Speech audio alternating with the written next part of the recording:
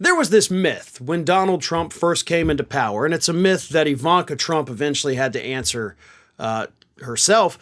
But the myth was that Ivanka was going to be the voice of reason. Right? She was going to be the one who was able to talk Trump back from the ledge. She was going to push him on LGBTQ issues. She was going to push him on climate change. She was going to be basically the voice for the left in that Trump White House. Well, that never happened. And in fact, in an interview a couple years ago, while they were still in power, Ivanka said, "It's ridiculous for people to think that I can change this guy's mind."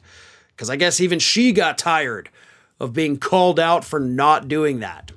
Well, thanks to testimony released by the January 6th committee late last week, we now know that Alyssa Farah Griffin, who of course served as a deputy White House communications director, said that not only was Ivanka not able to talk him back from horrible things, but that she eventually encouraged him to do some horrible things on her own. So she was basically worse than useless.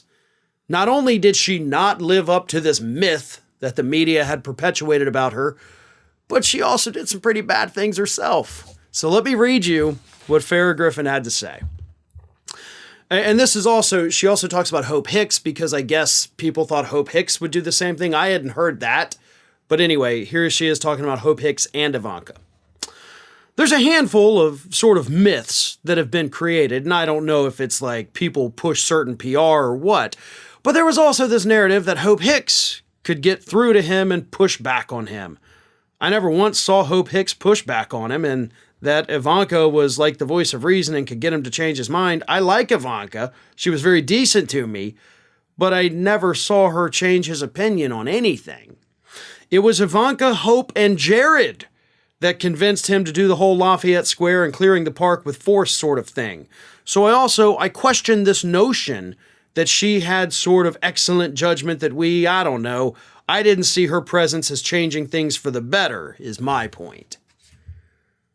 So she didn't change anything for the better, but at least in the instance of the whole Lafayette Square thing in the middle of the George Floyd protests, where the officers went out there and gassed people to clear the way so Trump could march down and hold up a Bible like an idiot. Apparently, according to Alyssa Farah Griffin, that was partially Ivanka's deal, and Hope Hicks, and Ivanka's husband, Jared. So as I said, worse than useless. Because useless would be you didn't do anything, right? Nothing good, but nothing bad. Right? You weren't able to change his mind, so you didn't have any impact on anything at all. That's useless. Worse than useless is not being able to convince him to do any good things, but convincing him to do bad things instead.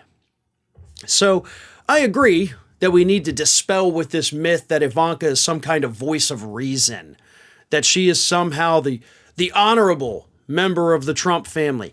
That ain't the case. The people that have worked close to her, they like her personally.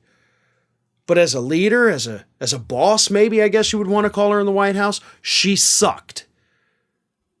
At least that's what Alyssa Farah Griffin, I believe, is trying to get across to us. She wasn't very good, and in fact, sometimes was just as bad as the rest of them.